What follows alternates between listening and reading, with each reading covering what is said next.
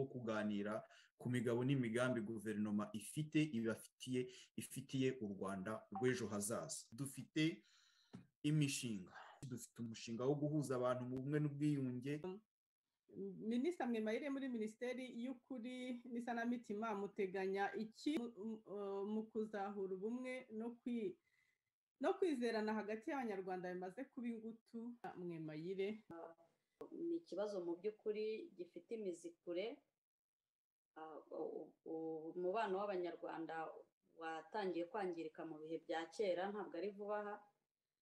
Iki rero ni ikibazo gifite igisubizo navuga gikomeye kurusha ibindi bisubizo byaba biteganywa. Igisubizo cya mbere giteganywa n'ikibiganiro.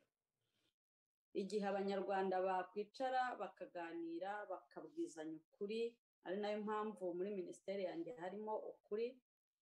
Uko kuri kwazana ubumwe nabwo bukazana kwiyunga kwabo, kuko iyo abantu baganiriye bakabwizanya ukuri, umutima umenetse usobanura mu by'ukuri aho amahoro wifuza uko angana.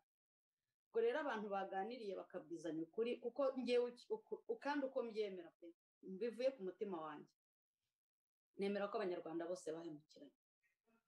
Sinemera ko hari Abanyarwanda babwira abandi ngo mwebwe muri abanyabyaha kuturusha.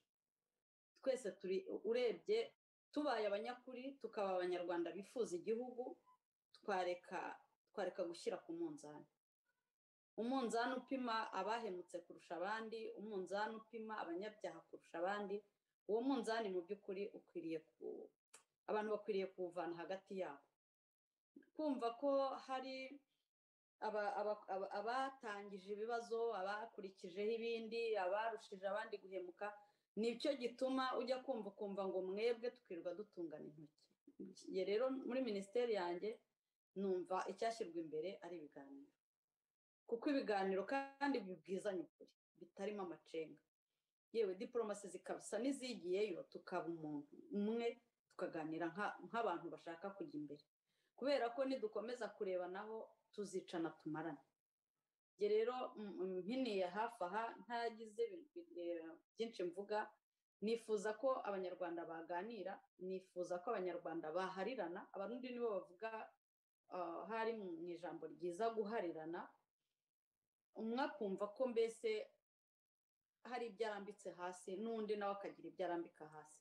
Icyo gihe hari aho twarenga, hari n'aho twajya. Urumva ni ibintu tuvugaho kenshi, ariko igisubizo cyanjye bwite kimvuye ku mutima mu by'ukuri ni uko nguko mbyumva.